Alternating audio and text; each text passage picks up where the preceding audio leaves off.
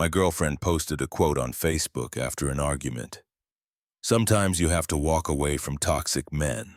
I liked the post and commented, I agree. Then I posted a photo of her suitcases on the driveway and tagged her with the caption, "Start walking." And then original post, I, 29 male, need to get this off my chest because the last 48 hours have been absolutely insane. Background, my girlfriend, 27, moved into my house about 8 months ago. My house bought and paid for 3 years before we met. She was paying $400 monthly for a studio apartment, complaining constantly about rent. I suggested she move in, save some money. Big mistake. The agreement was simple. She'd pay $600 monthly toward utilities and groceries. No rent since I already owned the place outright. Seemed fair. She agreed immediately. First month paid on time. Second month, can I pay you next week? Tight month. Sure, whatever. By month 6, I'd received maybe $2,000 total. Should have been $3,600. I stopped asking. Didn't want to seem petty. Meanwhile, she's ordering takeout 4 times weekly, getting her nails done every 2 weeks, new clothes constantly, Amazon packages arriving daily, all on her dime supposedly. But she couldn't afford $600 monthly for shared expenses. The argument. Last Tuesday night around 9 p.m. I'm doing dishes from dinner I cooked. She's on the couch scrolling her phone. Me, hey, can you help clean up? I'm tired. Had a long day. I worked too and cooked dinner. You offered to cook. I didn't ask you to. I cook every night because you never do. Maybe I would if you didn't act like such a control freak about the kitchen. Record scratch moment. Control freak for asking her to help clean me. I'm asking you to wash 3 dishes. That's not controlling. This is exactly why I need my own space. You're always monitoring what I do. Always complaining. You live here rent-free and don't contribute. I'm not complaining. I'm asking for basic partnership. Rent-free?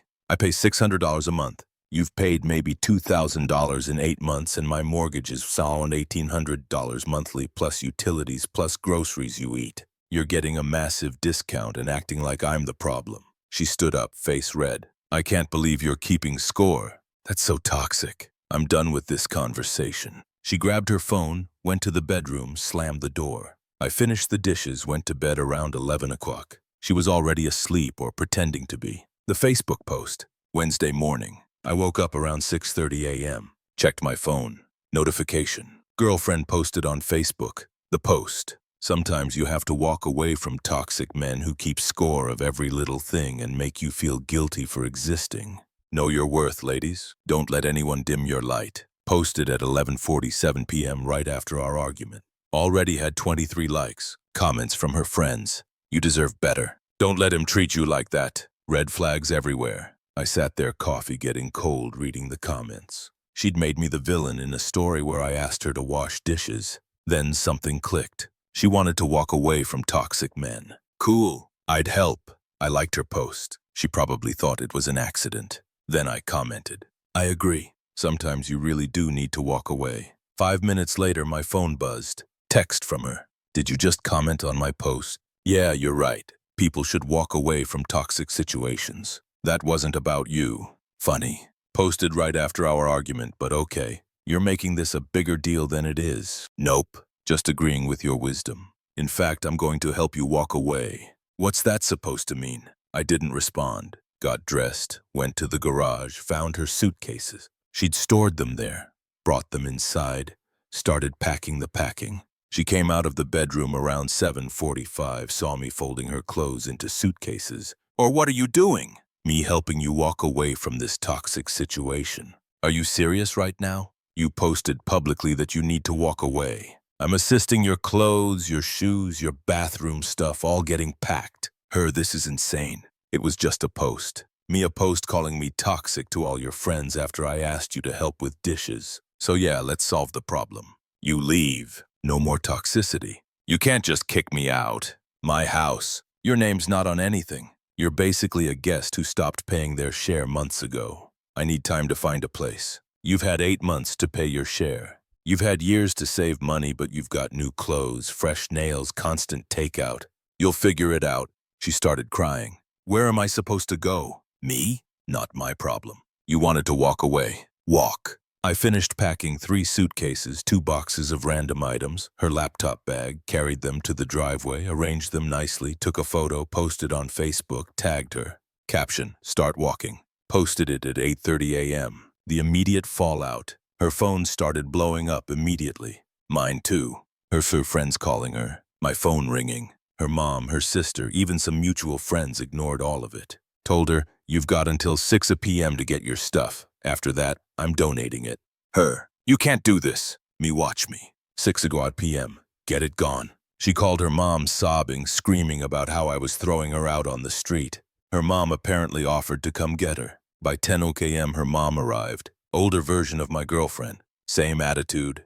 Her mom, "You should be ashamed of yourself." Putting her belongings outside like trash. Me, she called me toxic on Facebook. I'm solving the problem. Her mom, over dishes. "You're really ending a relationship over dishes?" I'm ending a relationship because she lives here rent-free, contributes nothing, complains constantly, then publicly calls me toxic for asking her to help clean. Actions have consequences. She's been helping. She cooks. She cleans. She hasn't cooked a meal in 3 months. Hasn't paid her agreed contribution in 6 months. Check your facts.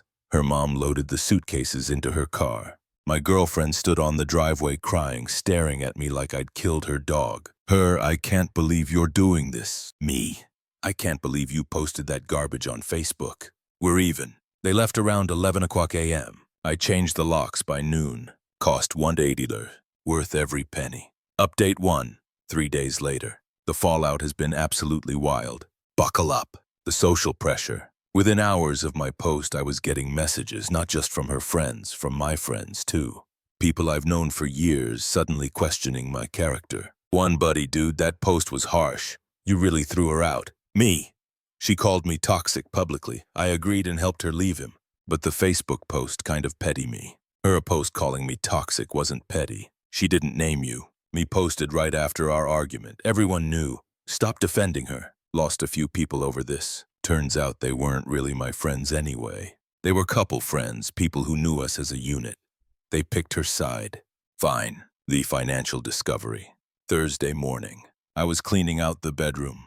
Found some paperwork she'd left behind. Bank statements, credit card bills. Curiosity got the better of me. She owes $8,400 on credit cards. 4 different cards, all maxed. Student loans, $31. She made roughly $42,000 annually at her job. After taxes, maybe $20,800 monthly take-home. Rent at her old place, $1,400. She was barely surviving. That's why she jumped at moving in here. Not because she loved me, because I was a financial solution. $600 monthly to live in a whole house. She should have been saving thousands. Instead, she racked up more debt. Found something else too. A notebook. Diary-ish. Skimmed it. Yeah, invasion of privacy. Don't care at this point. Entry from June. Need to figure out how to stay here long-term without paying as much. Maybe suggest we get married, then it's half mine anyway. Entry from August. He's so annoying about money. Acts like $600 is nothing when he owns the whole house. Need to train him to stop asking. Train me like I'm a dog. I photographed every page. Sent copies to myself. Kept the original. Might need it. The attempted return. Friday evening around 7 p.m. Doorbell rings. It's her with her sister. Look through the window. Didn't open the door. Her, "I know you're in there. Open up." Me, "No." Her sister, "Stop being childish. Let her get the rest of her things." Me, "She got everything. I packed it all. You missed stuff. I need my makeup from the bathroom." Me, "Already donated. Told you 6 p.m. Wednesday or it was gone." Her sister, "You can't just donate someone's belongings." Sure I can. She abandoned them. Gave her a deadline. She missed it. I didn't miss it. I got everything Wednesday. Then why are you here? Silence. Sister, "She needs to talk to you to work this out." Nothing to work out. She wanted to walk away from toxicity. She walked. "We're done. You're being unreasonable and you're trespassing. Leave or I'm calling the cops." They left, but not before her sister kicked my trash can over. Real mature. The lease situation. Here's where it gets interesting. Saturday morning, I got a call from a law office. "Is this my name?" Me, "Yeah." Calling on behalf of girlfriend's name. She's seeking compensation for illegal eviction and return of her property. I laughed. Actually laughed. She was never a tenant. She was a guest. No lease. Nothing in writing. She lived there for 8 months. That establishes tinny. She paid maybe $2,000 total in 8 months for a $600 monthly agreement. She violated our arrangement. I asked her to leave. She left. You gave her insufficient notice. I gave her until 6 p.m. same day. She removed her belongings, her choice to go immediately. She's claiming you locked her out. Me? I changed my locks on my house after she removed her belongings and left. Perfectly legal. We'll be in touch. They hung up. I immediately called my own lawyer, real estate attorney I'd used when buying the house. Explained the situation. He laughed too. She's got no case, no lease, no rental agreement. You can ask a guest to leave anytime. Changing your locks after she left is fine. Don't worry about it. She's claiming illegal eviction. Let her try. She'd need to prove tenny. Without a lease or proof of consistent payment, she's got nothing. Even if she had proof, worst case, you'd owe her a 30-day notice period, but since she left voluntarily, there's no issue. What about her threatening to sue? Let her. Her lawyer will tell her she's wasting money. If they actually file, we'll respond, but I doubt they will. Felt better after that call. The mutual friends. Sunday afternoon ran into a mutual friend at the grocery store. She approached me in the produce section. Hey, heard about what happened? Yeah, listen. I know there are two sides to everything, but that Facebook post of the suitcases was pretty brutal. You saw her post calling me toxic. I did, but that didn't name you specifically. You posted right after our argument at midnight about a toxic man who keeps score. Who else would that be? Fair point. But you could have handled it privately. She made it public first. I just responded in kind by humiliating her. Me? By agreeing with her that she should walk away. You know what I mean? I really don't. She lived in my house for 8 months, barely paid anything, then publicly called me toxic. I removed the problem. How is that wrong? It's just harsh, that's all. She walked away. Haven't heard from her since. 2 weeks later, things have escalated in ways I didn't expect. Some good, some absolutely ridiculous. The lawyer letter. Got an actual demand letter last Tuesday from her lawyer. She really hired one, demanding $4,800 reimbursement for 8 months of contributions to household. 2, $3,200 value of donated items. 3, $2,000 emotional distress. Total $10,000. I forwarded it to my lawyer. He read it, called me back within an hour. Lawyer, this is garbage. She's claiming $600 monthly payments she never made. Can you prove she didn't pay me? I have bank statements. She paid $2,000 total. I can show every transaction. Perfect. The donated items, she abandoned them after you gave notice. Even if we treat her as a tenant, abandoned property becomes yours after proper notice. Emotional distress, please. We'll respond denying everything. Don't worry. He sent a response letter. Basically said, prove she paid $4,800. She can't. Prove the items were worth $3,200. She can't. Emotional distress isn't compensable in this context. Go pound sand.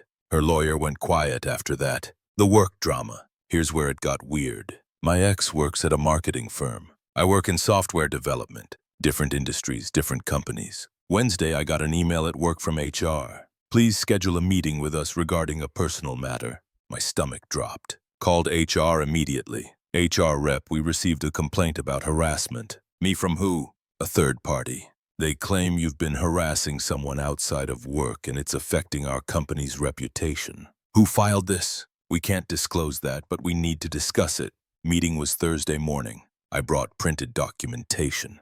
The Facebook posts, hers and mine. The timeline. Bank statements showing she barely paid. The diary entries about using me financially. HR rep looked it all over. So this is a personal relationship that ended me. Yes, I asked her to leave my house. She left, then posted on Facebook calling me toxic. I responded, it's personal. Nothing to do with work. She's claiming you're harassing her. Me? I haven't contacted her at all since she left. 0 calls, 0 texts, 0 anything. That's not harassment. The Facebook post was a response to her post. She made our breakup public. I responded publicly, then blocked her on everything. HR rep reviewed the documents again. Okay, this is clearly personal. We're closing the complaint, but maybe avoid social media drama going forward. Me, trust me, I'm done with that. Found out later through a former mutual friend who felt bad that my ex's sister filed the HR complaint. Not even my ex directly. Her sister called my company pretending to be a concerned citizen. Pathetic. The family pressure. Her mom has been calling. I blocked her number after the second call, but she started calling from different numbers. Finally answered one.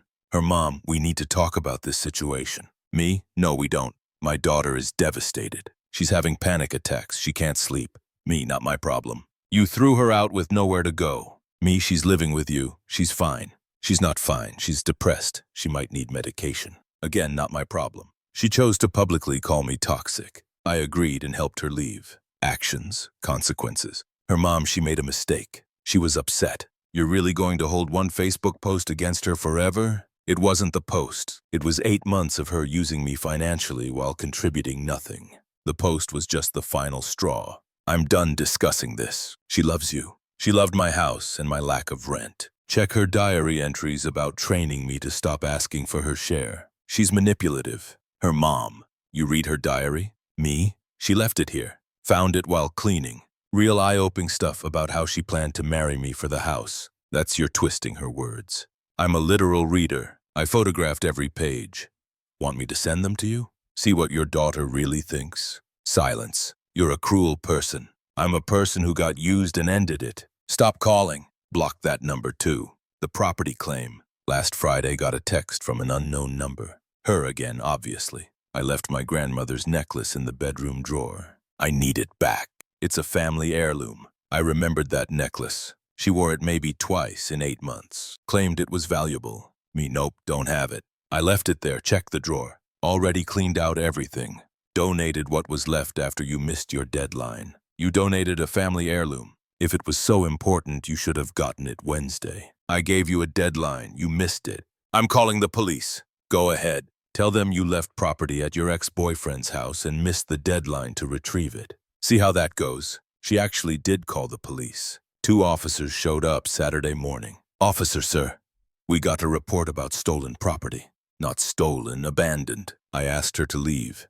Gave her until 6 p.m. to get her stuff. She got most of it, left the rest. I donated what remained. Officer, she's saying there was a valuable necklace. If it was valuable, she should have prioritized getting it. I cleared out the bedroom a week after she left. Gave her plenty of time. Do you have proof you donated items? Me, donation center receipt. Goodwill. Got it somewhere. The officer looked tired. Sir, this is a civil matter. We can't force you to return items you no longer have. Ma'am, you'll need to work this out privately or through the courts. My ex, she was sitting in a car outside, but it was my grandmother's necklace. Officer, then you should have gotten it when you were asked to remove your belongings. We're done here. They left. Honestly, I do vaguely remember seeing a necklace. It's in a box in my closet. Random jewelry and accessories I wasn't sure about. But she called the cops on me. Tried to file false HR complaints and sent lawyer letters. She can go buy a new necklace. The friend group shift. The mutual friends have mostly picked sides now. About 60-40 split her favor. The ones on her side, all people I barely knew. Anyway, her co-workers, her college friends, people we saw occasionally. My real friends, they're still around. Once they heard the full story, the financial stuff, the diary entries, the false HR complaint, they got it. One buddy, dude. I thought you were just being petty about the Facebook thing, but she was actually using you. Me completely. Had no intention of contributing fairly. Saw me as a meal ticket. That's messed up. Sorry I doubted you. It's fine.